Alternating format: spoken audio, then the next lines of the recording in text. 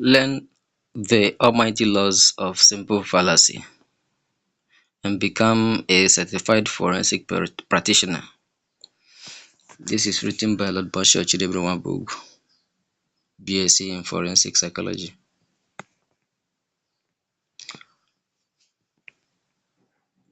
What is simple denial? Number one, simple denial, or more understandably, simple fallacy, is a mere complete contradiction with alarming contrast between a reasonable truth and falsehood contained in a simple sentence. Two, these laws of simple fallacy are the last and latest versions of logical philosophy that redefine suspicion of criminal intents to finding out a truth beyond reasonable doubts, as many as may be witnessed in standard legal debates. 3. Simple fallacies may usually occur in tags, imperatives, or simple sentences of a complex sentence debate. 4. Each integral excerpt of this research content and sections of LSD has articles, statements, questions, and answers which elaborate details per section. We are moving on to the method of application. Below shows an excerpt of a simulated court debate involving laws of simple denial. Question: does he know you? And this question requires yes or no. Answer: yes, he has got to know me. Question again: what do you mean by that answer? Then the answer: that is a plain answer in plain grammar. I believe you attended training from crèche through university to law school before you were called in to the Nigerian Bar Association, and I'm very certain that you learned English throughout all the academic stages, just as every one of us here underwent. I was, and still, I am an English language learner.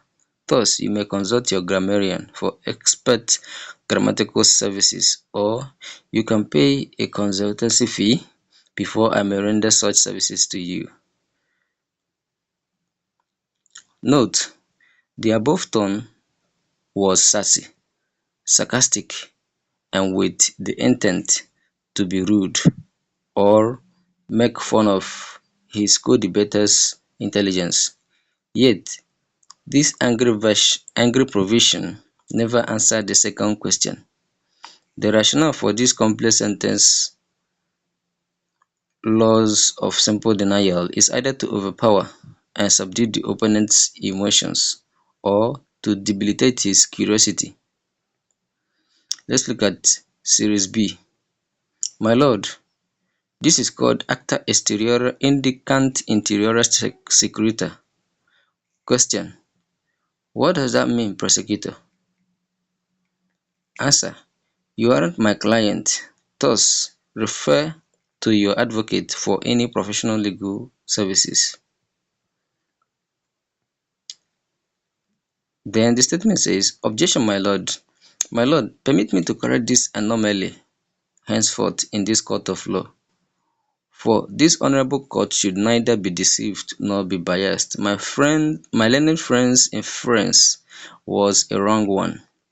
The fact is that I am neither a grammarian nor a jurist, but my learned friend here is a bona fide legal practitioner and scholar who have passed through many stages of educational training, just as my answers would always correspond with my professionalism, which is forensics.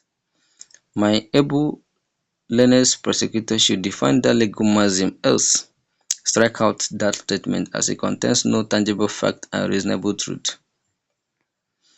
Note: as you may perceive, the former debater gently applied that legal maxim such that his opponent may be concussed to providing a direct contradiction to his former statement, making his whole debate a double fallacy. So we're going to look into the aims and objectives of simple denial. These vast and vital components of forensic science, known as laws of simple denial, laws of simple fallacy, or more friendly, the Brent teaser, with speci with special fortified approaches to criminal science shall: 1. Help in detecting lies. 2. Catching criminals and testing the truth or falsehood of lawsuits and other claims. 2. Help to allay unworthy suspicions and to exonerate innocent suspects from grievous allegations. 3.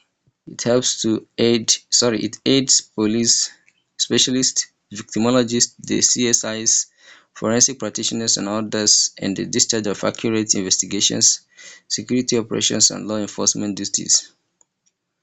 4. Maintain justice without prejudice or malice. 5. It helps to correct anomalies in a court of law. 6. And to acquire a complete version of this expert forensic except kindly listen to this training.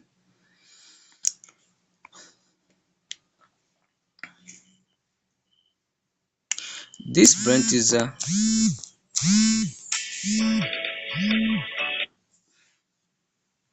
teaser or the laws of simple denials is a part of thesis done at the Federation of Independent Forensic Research Council of Nigeria, Wisconsin International University College of Ghana, and University of Cape Coast of Ghana by Lord Marshall Chirubemwabuk. It contains no adulterations or attachments from external scholars. Rather, it is a complete philosophy from the presenter to the forensic science community. Thus, it is reproduced and given to you on a contributive and consultative capacity. I wish you all the best as you learn from my expertise.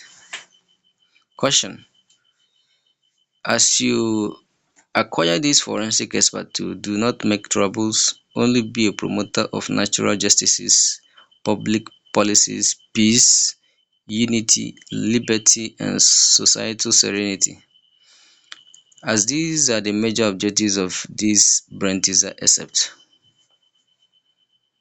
This except is, according to the dedication, is firstly in utmost humility dedicated to God Almighty, whose special grace set the pace. To you who have added to the success of this research thesis, executive certificate in laws of simple denial in one way or another, and to the parent organization, the Federation of Independent Forensic Research Council of Nigeria, Lord Marshall Forensic Services Corporation of Nigeria, ISAFRIC Nigeria Limited, Federation of Young Adult Business Association of Nigeria, and Forensic Science Society of Ghana. And finally, to those who are zealously inclined to acquire forensic expertise far and wide, may God Almighty bless us all with exquisite joy and appreciation and wealth. Appreciation: I especially commend and acknowledge you for your kind gestures, advice, patronage, and listenership during my presentation of this brain teaser except, which forensic practitioners use in crime detection and resolution. May heavens replenish you immensely. So we are going to start from the Article 1 down to the last article. Article 1 says, and the name is a yes-no inquiry. And let us define it. The definition here says a yes-no inquiry occurs when one tells a different answer in a black and white question that requires simple either yes or no. It just needs you to say yes or no with no attached statement or no explanation. Just say yes or no. Now, question says, do you have any other line? The answer says, not really. Not really. In contradiction to the above question, not really is neither of the supposed answers, yes, no. Therefore, this answer implies that he has the line or network but does not want to offer it out. His Airtel network is private and neither for business nor for everyone. Article 2. Solicitation. Solicitation here occurs when one always wants support from a bystander to substantiate his claims adequately. Lagos, according to the statement, Lagos to Accra is 6,000 naira. Then the question that follows is, Chioma, is it not true? In the above statement, he is positive, and the following imperative tag wants Chioma, who might have been to Ghana, to confirm it, thereby turning his first statement false or unsure. To ascertain the true fact,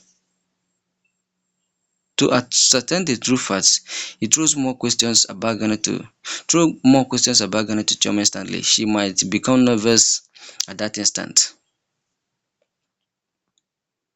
Article 3. Reluctance. Reluctance occurs when there is always delay or hesitation in his speech to providing immediate answers. Where did you go? Asked the question. Now listen to the answer. I didn't go anywhere. In that tone, it is easily detected and believed that he was not around when the questioner looked for him.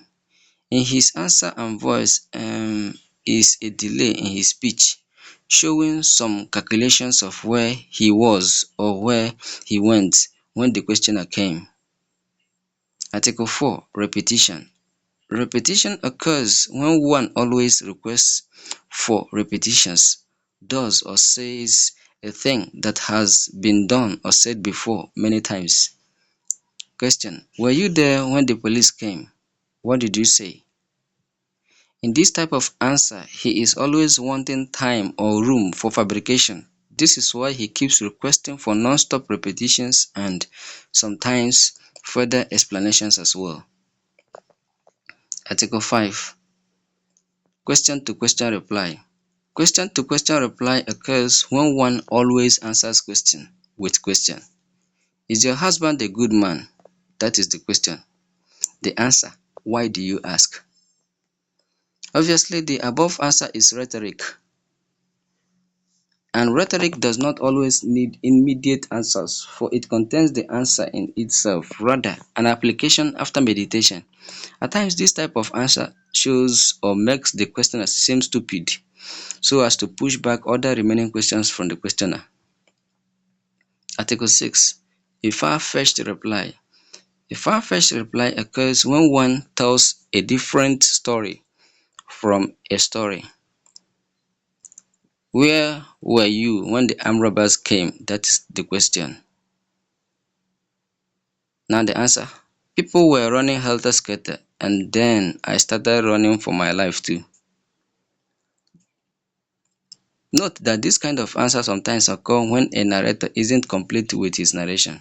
But if he is done with his story, answer, yet answers this same way, he is either deviating to knock down the question, or he is about to fabricate from that direction to suit the question. Article 7. Denial. Denial occurs when one always refuses to accept a fault or crime in which he is guilty as true. Did you know that the camera caught you in the act? That is the question. A. Answer: it is not true, but because there was no camera around. Note that the initial part of the answer is a total denial. It is not true. While the second part of the answer is his second thought, which implies that the questioner might have planted some microchips in the vicinity where he committed the crime, though he could not see them. Simply, the answer connotes acceptance and defense on the same hand. Article 8. Bias. Bias occurs when one is always confused upon what is right to say, choose, or do at a given moment. Question: from the two books, which one do you love most? The answer: I love Trump's style, yet Robert T. Kiyosaki is my favorite. Note: the subscriber was not requested to tell us the numerous arts he loves, but to tell us his mostly preferred book he cannot quit reading. Article 9. Redirection. Redirection occurs when one always turns the question to the questioner. Is Trump older than Buhari? Answer: You said so. It is completely acceptable to admit that you are not too sure of an inquiry than putting the question to the questioner, for it is illogical. Article 10. Ghosting. Ghosting occurs when one uses one who is not present as defense. Kingsley knows my whereabouts. Does he say he is not aware? Second statement. They stole all my money and my purse. Ask the market women. Note that then where is Kingsley? He is nowhere to be found. What about the market women? There was no exact person's name given to the questioner by the interviewee. So this becomes a ghosting. Article 11. Argumentum. Argumentum occurs when one always argues or disagrees in a question, interview, or conversation or discussion using a reason or set of reasons to show that his attitude is right or correct when that moment does not call for any argument. Why did you go without finishing your work? But I told you, didn't I tell you? The above provision does not answer the question. Rather, the subscriber is ready for arguments than to tell out the truth.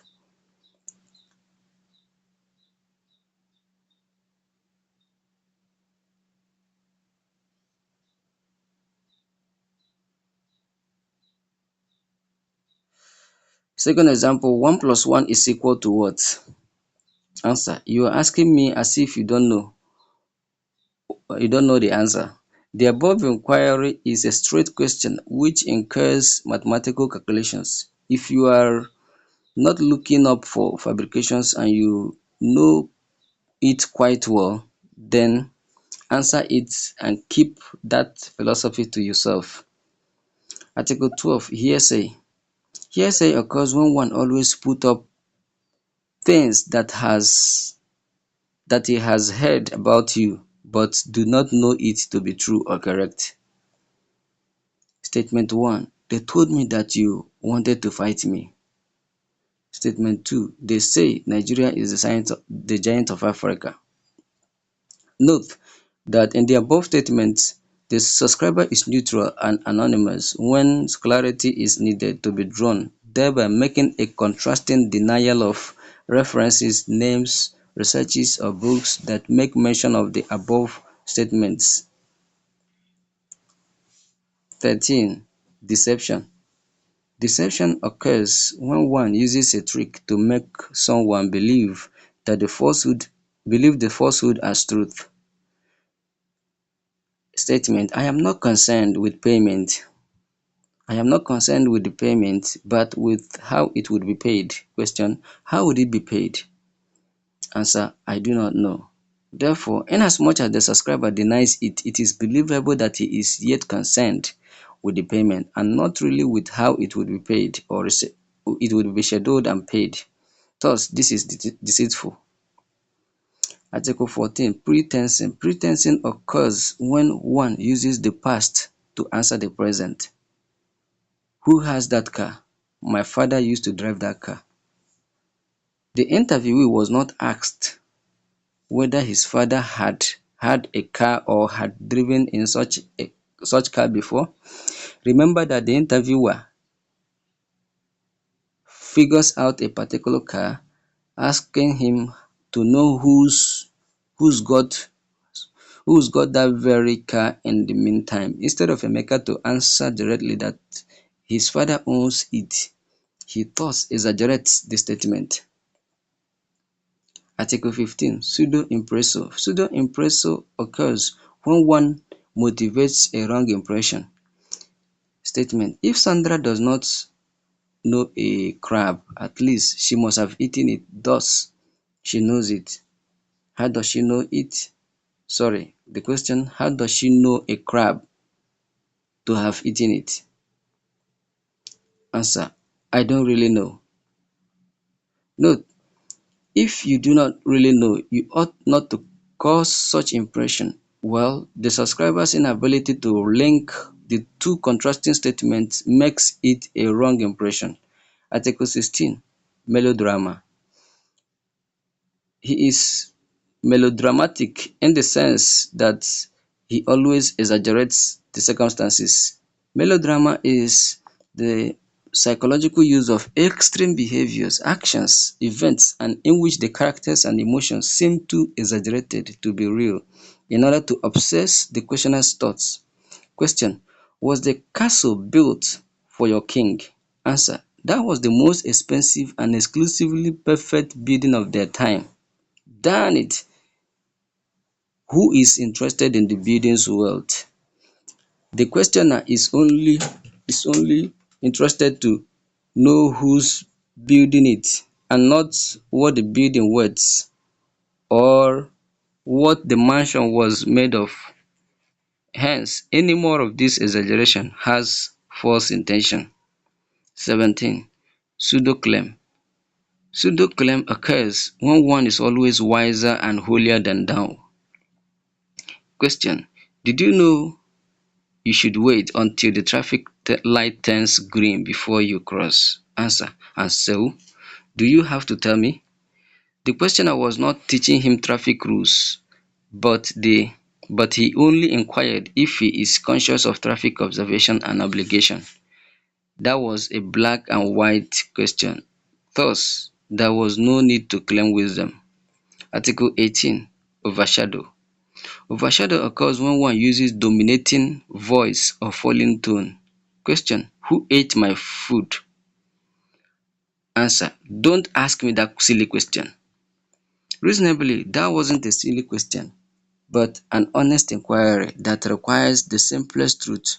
Instead of he to accept the fact, he scares the questioner with a striking voice and in a harsh tone too.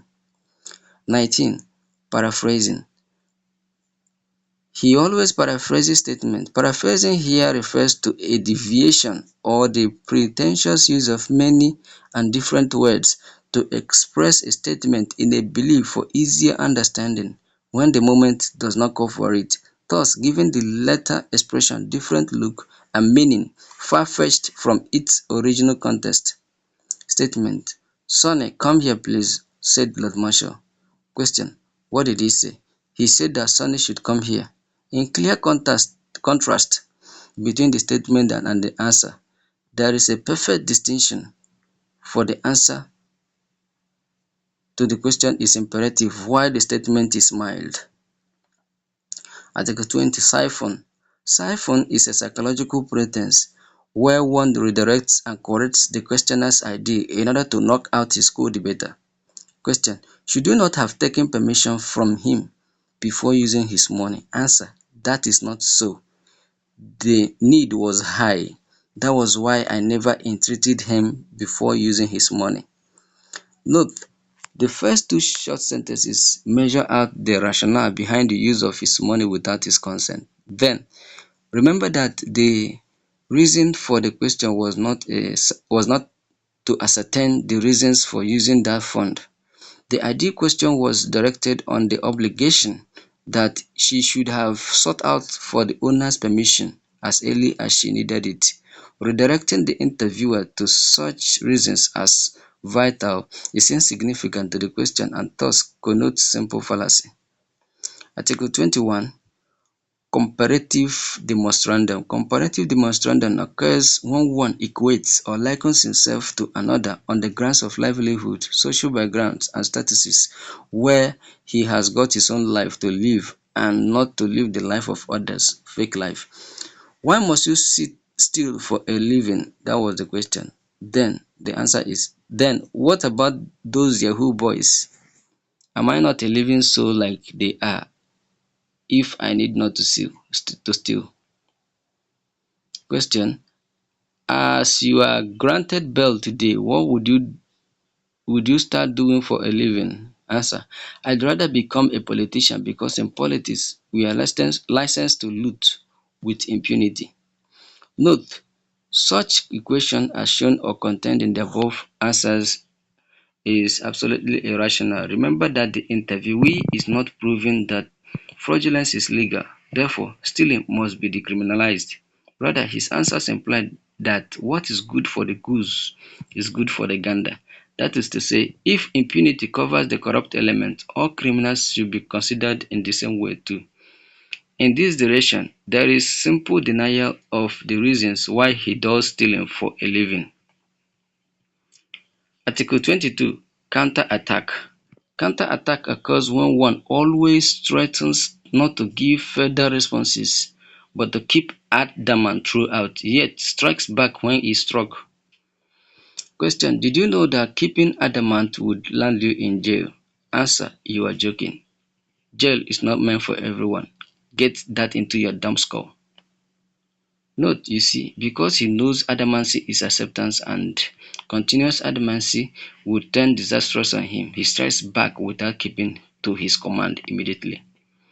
23. Article 23. Pseudo-inference.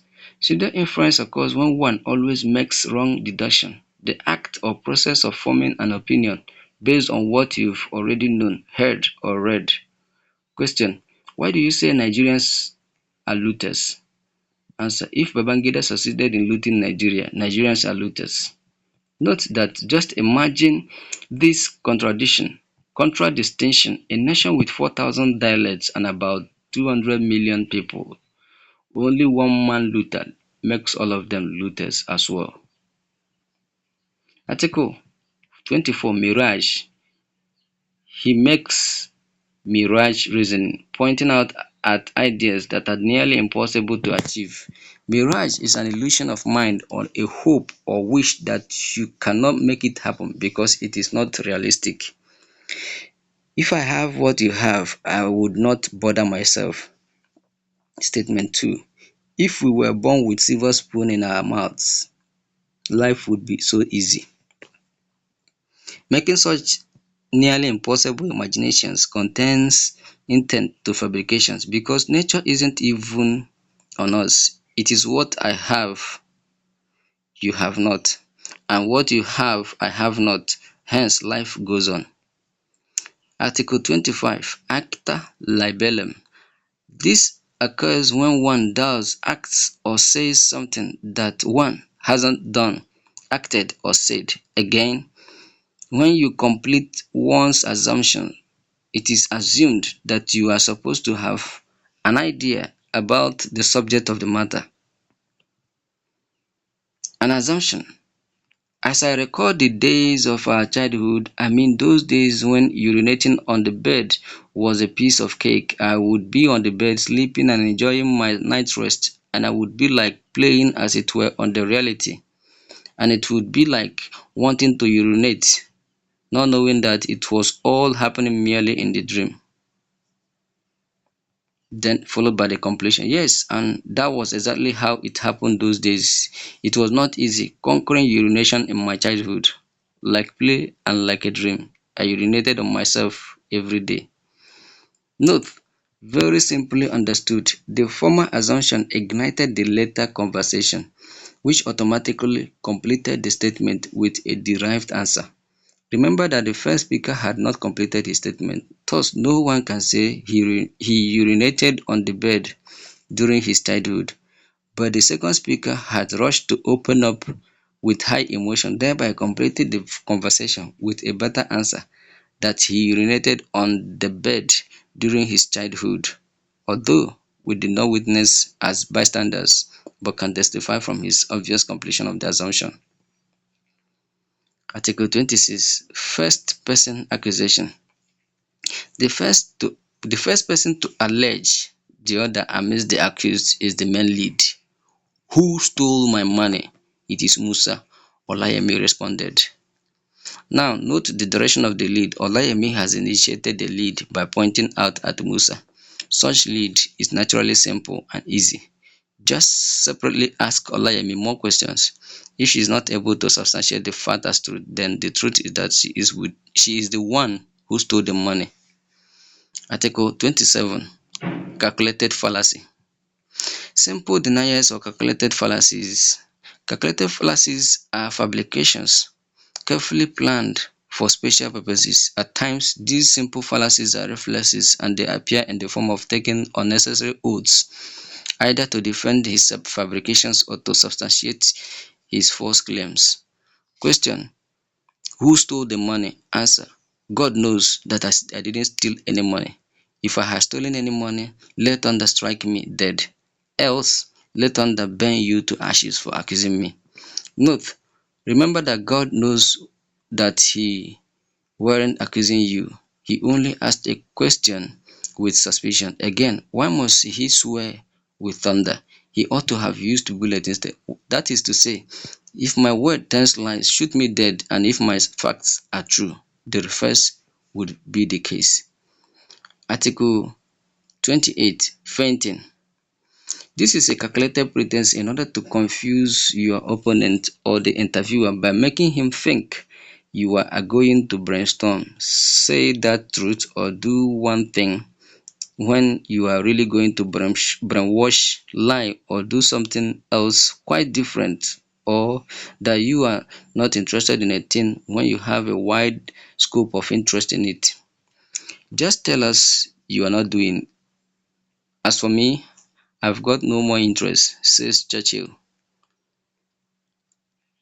Leader, please remember that the above statement is rhetorical. Rhetoric does not need immediate answer, rather an application after meditation. Further, if if your friend Churchill has got no more interest, clearly she has got not to implore you to tell them your rate of interest in that deal. In that entreaty, there are two things observed. It could be either when you decline, she declines as well, or when you step down, she henceforth occupies your space. Therefore, Churchill has got to be straightforward if there was no such hidden emotional attachment in her, and declares openly that I, Churchill, I am not doing anymore. But if the response is needed instantly, the right reasonable reply should be as follows: your wish is my command, as it pleases you. Article 29. Psychological warfare. He He employs psychological warfare. These are the things that are said and done in order to scare the questioner. Statement: if after investigation I am guilty, let thunder strike me, said Adamu. Now the question is, where is that thunder that will strike Adamu, provided he is proven guilty? Adamu's psychological warfare implies that he will go with impunity inasmuch as there was no entity or provision amidst the three-man panel named Thunder, and there is no punishment or human arbitration by thunder. When such magic is practiced by mortal man, such act becomes malicious and unacceptable in a democratic and civilized society. However, if Adamu is guilty and thunder strikes him, we cannot question God, for this judgment by thunder is an act of God. And when the lead is above human capacity, then the case may cease to exist, and supposedly every truth is traceable and proven beyond reasonable doubt. Then Mr. Damu's psychological warfare is nothing but a simple fallacy. Therefore, a matured reasoning should appear as follows: if after thorough investigations I am guilty, may I face punishment as the honorable panel pleases. Article 30. Unforeseen fallacy. These are statements through slippery of tongue indi these are statements through slippery of tongue indicating nearly exact facts or hidden intent. What did you do to great man that made him cry? I slapped him. Sorry, I did him nothing. The above the above simple sentences contain a positive acknowledgement followed by a spontaneous apology and a denial at the same time. Obviously, those three statements provided above are contradictory and thus they contain a false intent. Again, the true fact is that great man cried and definitely something was done to him that made him cry.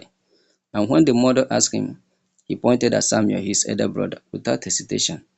In the first provision of Samuel's response, he honestly acknowledged that he slapped him and at the same time denied it again in the end of his second response. Article 31. Tautology.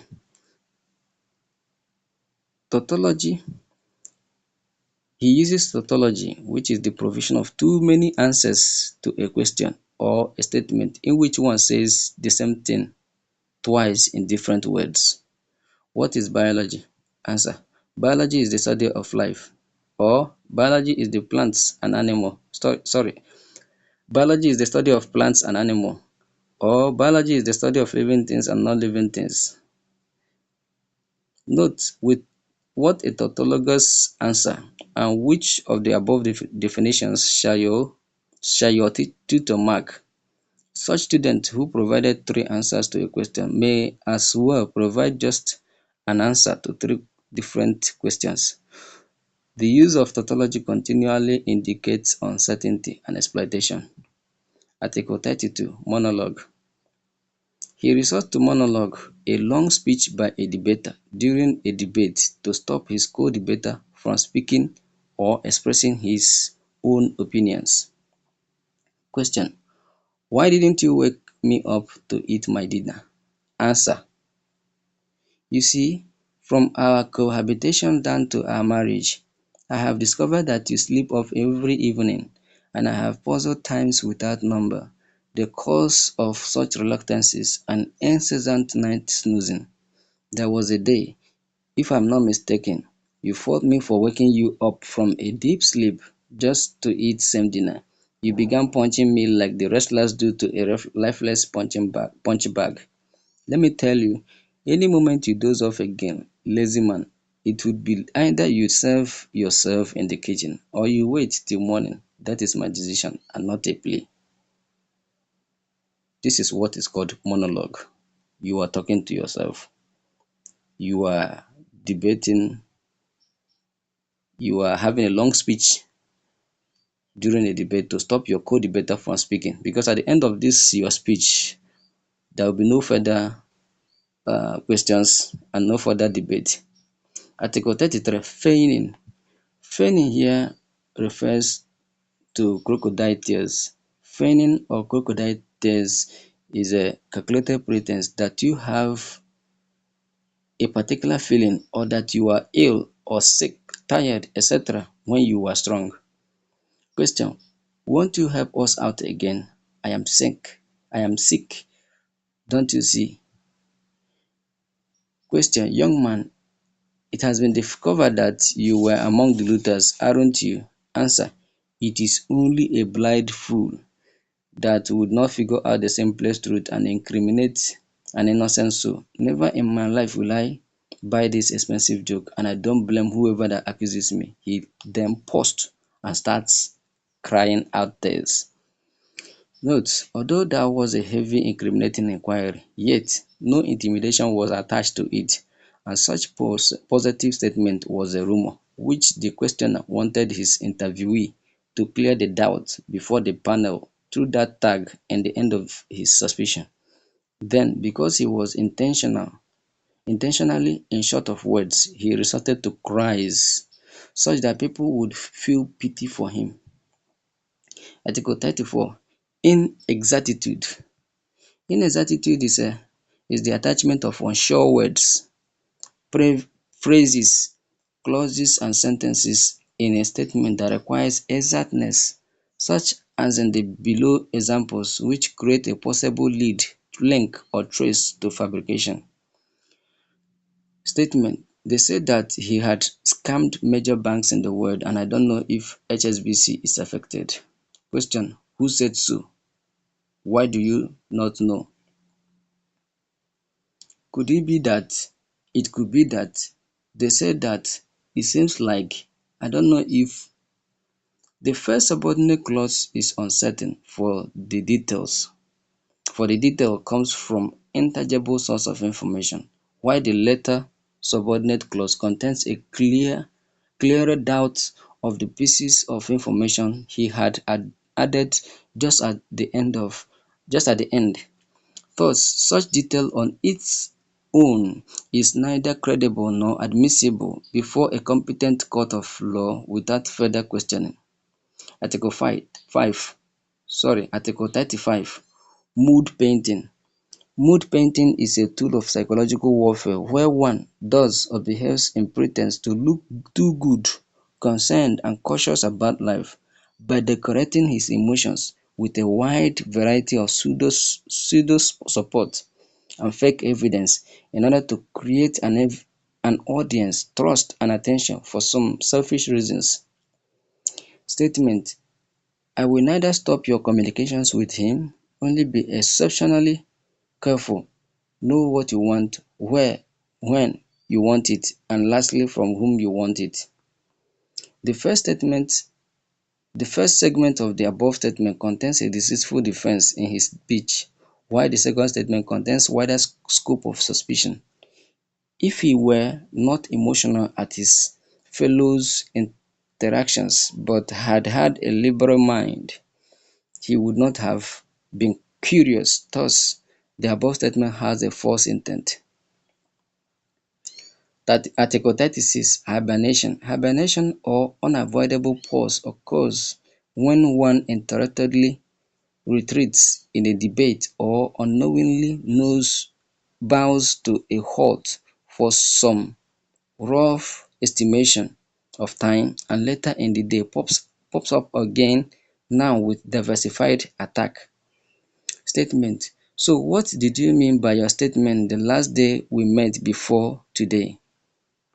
Such redirection of attention to a particular event in the past in a claim to settle it in the present when that event and time does not call for any redress is as a result of hibernation.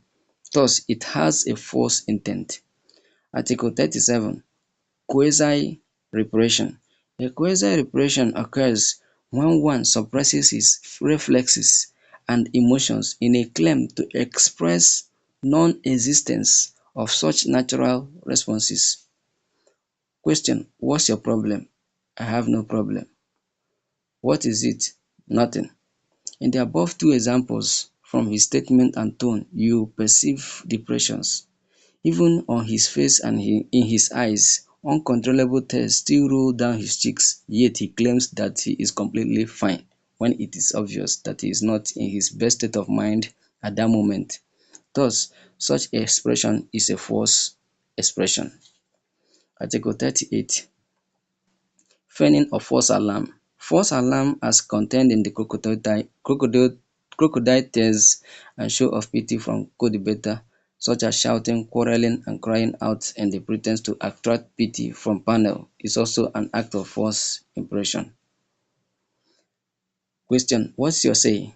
I have nothing to say much more than what I have said earlier. Statement: I don't hate you, but your characters. Question: In whom is the character? In him. In the first clear example, there is exclamation meaning a change in emotion when clearly there is no actual harm on him, yet he shouts madly at the questioner as if he is choking his throat to death. In the second instance, it is incredible to say that there is too much salt in the salt, yet you enjoy eating it. It's either that you quit eating that food when there is too much salt in it, or you continue the eating as the salt is moderate enough and never complain. Anything more or less than this expression is faulty and false. Article 39. Quasi-inference. Quasi-inference is a calculated deduction that appears to be true but is not really so when digested or given a second thought. This act or process of forming an opinion about somebody or something based on what had occupied your mind at times triggers one to think and say what and when a fellow had said nothing. Statement: If the husband is guilty of murder, so is his wife.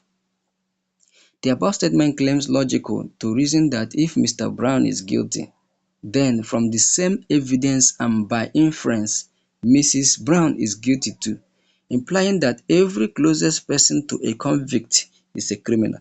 Therefore, every family and friend the convict had come in contact with is in the know of the convict's criminal activities. To us, the forensic sciences community, such quasi-inference is a clean fallacy. Article 40. Exaggeration.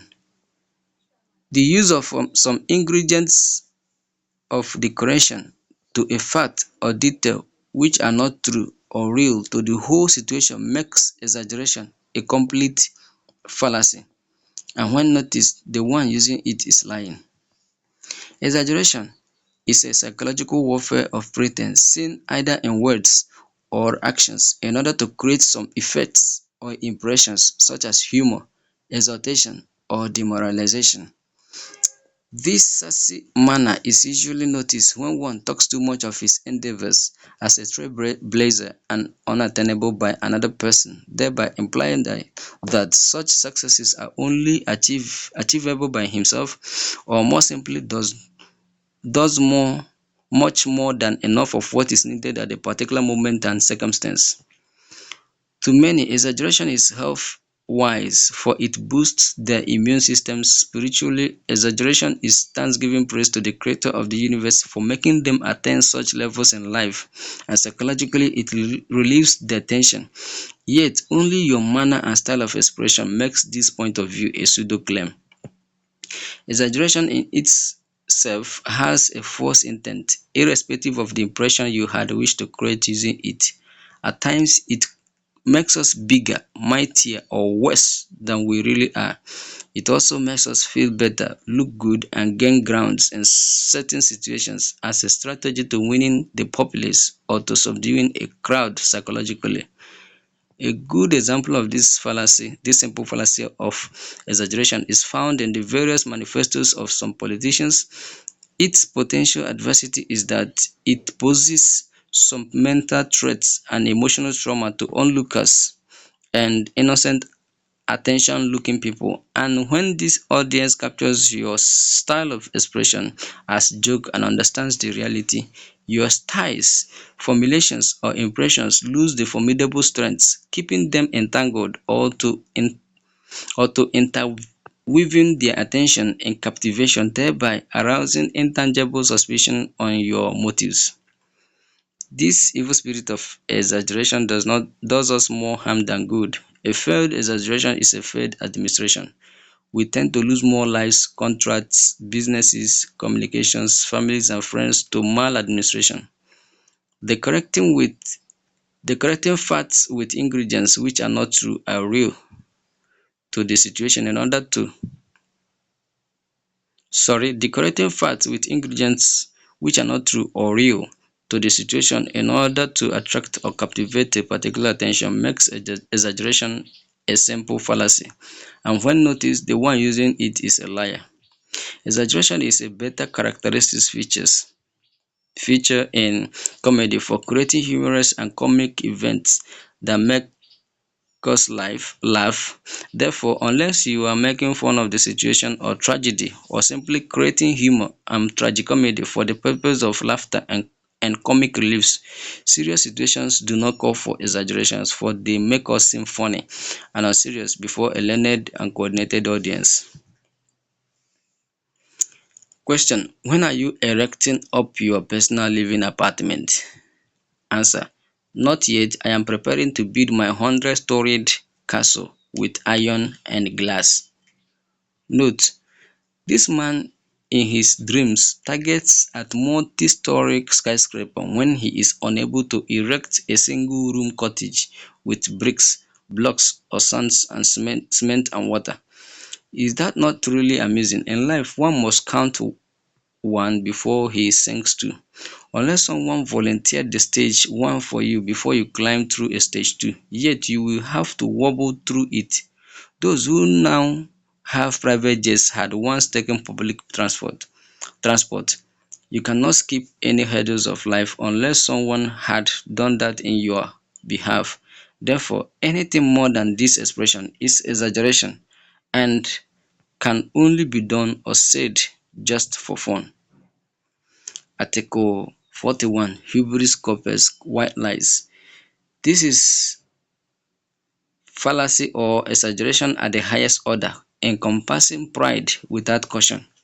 Such fabrications of false expressions are observed when one lies before those who have already known the facts and truth. Question: hope the meat in the soup was 5. Who ate 1? Mom: truth to God, it was 3. Question: where are you now? Answer: I am in my office when he is not.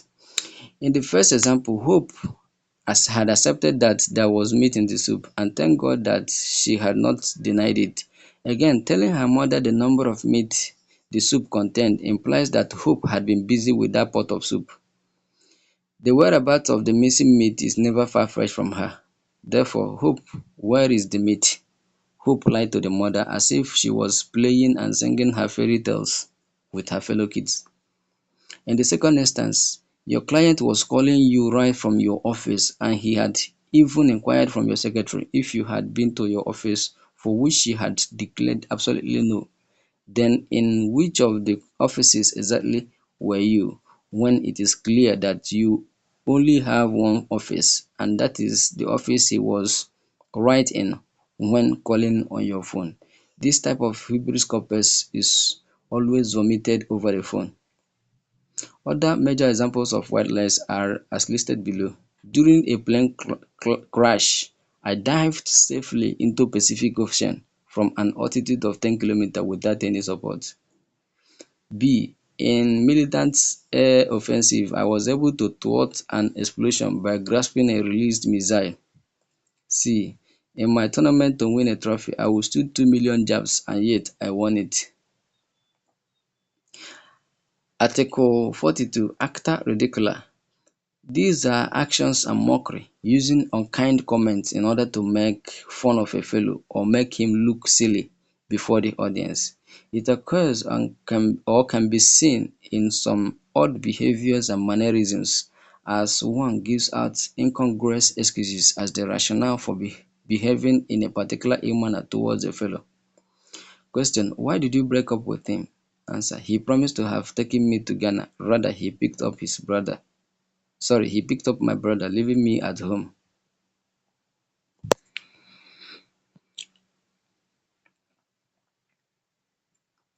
We have now come to the end of these laws of simple fallacy, and it stopped at 42, Article 42. So we are going to do the evaluation, and the evaluation here says, in a series of harsh debate, how may you use the law of simple fallacy, the law of simple denial, to winning the circumstances of a howling co-debater? Second, there are thousand and one laws of simple fallacy. Write out more 20 sections of laws of simple fallacy with explanations. In comprehension of this program, outline 5 articles with explanations in each of the above sectional laws of simple denials given out in this scholarly excerpt. Lastly, you are so proud of your wealthy status, but I swear to make you understand that your millions worth nothing. Which section of laws of simple denial is this statement? Let's go to the summary. It is wholly crucial that a fellow answers directly to a question with immediacy, irrespective of how knowledgeable he thinks about the questioner's circumstance, vice versa, for his creative styles of answers to a question create more suspicions or possible leads for the questioner to follow up. 2. Obviously, climbing on the investigatory bandwagon without thorough study of the almighty laws of simple denial, the ethics and stages of convicting a criminal, makes most so-called detectives and legal practitioners fail woefully in the discharge of their special duties. 3. Inasmuch as some uncultured security operatives find intimidation of suspects and victims as their last resort to profiling and investigative report writing, they would always commit double jeopardy and failure of justice with prejudice and malice. And as for the crime scene investigators and forensic practitioners, every suspect is a fellow until he is proven guilty beyond all reasonable doubt that he becomes a real convict before a competent court of law. 5. Without suspicion, accusation, indictment, legal arrest, Miranda rule, interview, interrogation, forensic test, profiling, investigative report writing, there would be no possible conviction. And 6. Any proximity to crime conviction or resolution has a false intent and thus evokes miscarriage or failure of justice.